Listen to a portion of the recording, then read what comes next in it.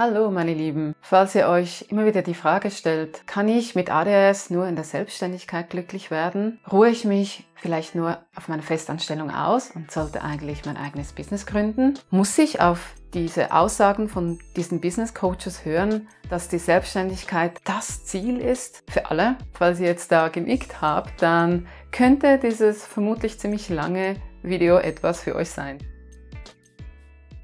Denn ich werde heute in meinen Augen ziemlich schädliche Allgemeinplätze von Business Coachings etwas durchleuchten und hinterfragen, die Selbstständigkeit mit Festanstellung vergleichen und auch in Bezug setzen zu gewissen allgemeinen ADHS-Eigenschaften und natürlich wie immer ein paar Impulse aus meiner eigenen Erfahrung geben, die euch hoffentlich weiterhelfen können, euren Weg ein bisschen zu finden, ohne dass ihr ständig an euch selbst zweifelt, was ich selbst auch nur zu gut kenne, auch heute noch. Und eigentlich könnte ich dieses Video auch schon bereits wieder abschließen mit egal, es kommt auf deine persönliche Situation und auf deine Bedürfnisse an. Okay, tschüss. Nein, halt, stopp, Scherz, bleib bitte. Erst einmal, du musst überhaupt gar nichts. Ich hasse nichts mehr, als wenn man mir vorschreiben möchte, wie ich zu leben, was ich zu tun habe oder was ich zu lassen habe. Zweitens gibt es so viele Nuancen in diesem Thema, sowohl zu den einzelnen Bereichen als auch wie man diese Dinge erreichen kann. Und wer mich ein bisschen kennt, weiß, dass ich in vielen Sachen Freundin von Nuancen bin und immer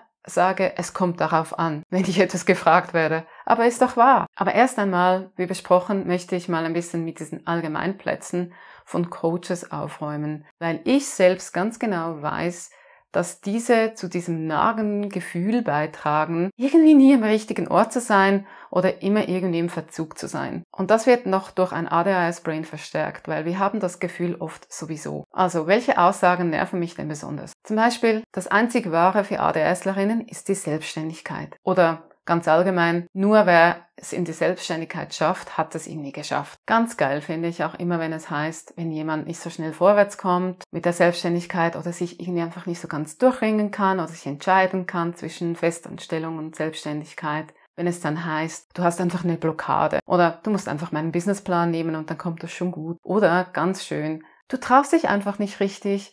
Du willst es ja irgendwie auch nicht richtig. Oh, da könnte ich wirklich aus der Haut fahren. Aber gut, ich beruhige mich jetzt wieder.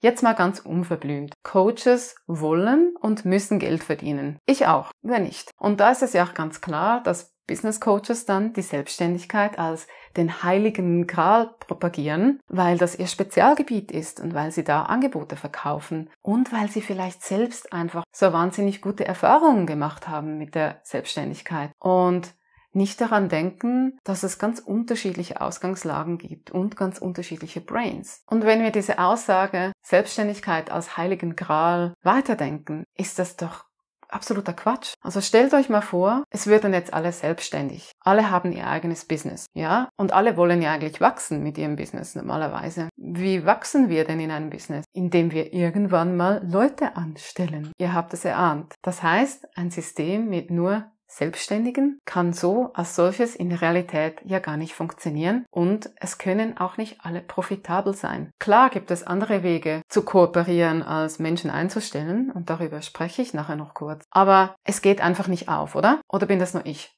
Zweitens, kennst du einen Menschen mit ADHS? Kennst du einen Menschen mit ADHS? Oder ganz generell, kennst du einen Menschen?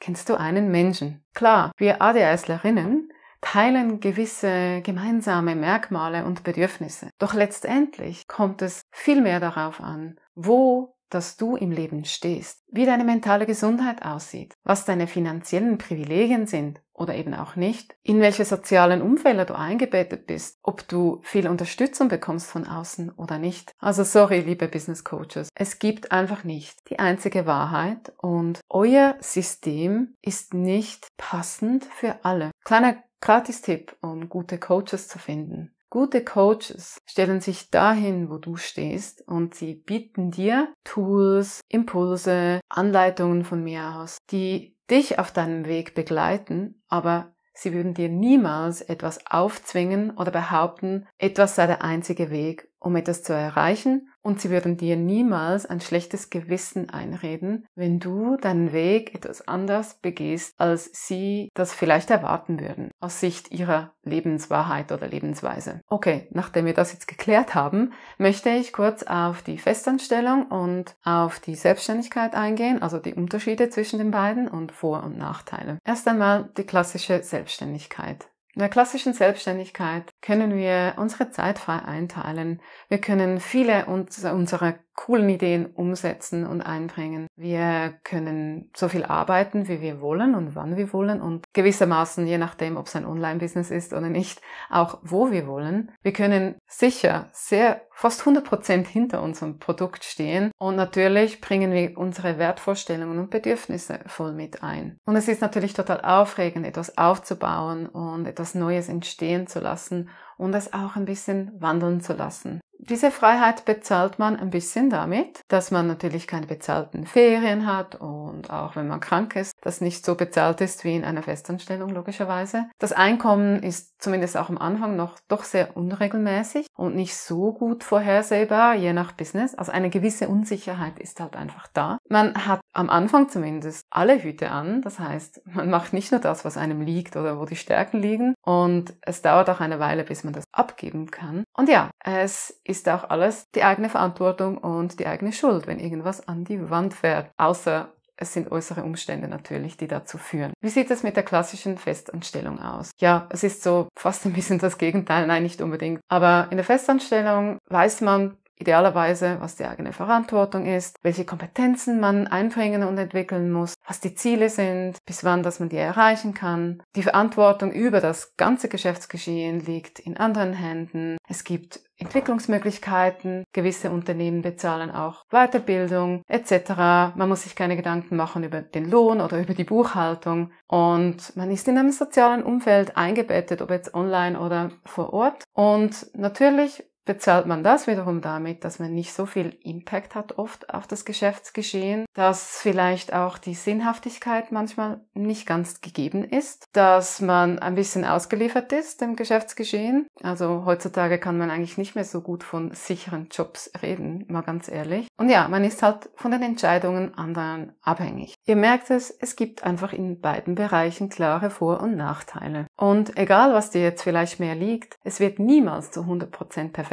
sein. Es wird in beiden Bereichen gleichermaßen Entwicklungsmöglichkeiten, Chancen, Bedarf geben. Und hier kommt es jetzt doch darauf an, welche deiner individuellen Bedürfnisse für dich im Vordergrund stehen und gar nicht so sehr darauf, wie die Arbeitsform ist. ADHS kommt mit großem Ideenreichtum und mit großem Freiheitsdrang und den starken Wunsch, nach dem eigenen Rhythmus und nach den eigenen Werten zu leben. ADHS kommt aber auch mit vielen Herausforderungen aufgrund unseres Brains. Zum Beispiel von Natur aus selbstmotiviert zu sein und alleine auf selbstgestellte Ziele hinzuarbeiten. Das heißt, dass viele von uns klare Strukturen, Vorgaben und Deadlines brauchen, damit wir vorankommen. Und das ist überhaupt nicht schlimm und das ist auch keine Schande. Und das macht uns nicht zu schlechten Menschen. Doch das ist etwas, was wir ganz klar sehen müssen für uns, wie das bei uns aussieht und wir da ganz klar auch ehrlich sind mit uns selbst. Diesen Konflikt zwischen Sicherheitsbedürfnis, Strukturbedürfnis und Freiheitsbedürfnis auf der anderen Seite gibt es bei uns ADHSlerinnen meiner Meinung nach sehr häufig. Und ich bin selbst,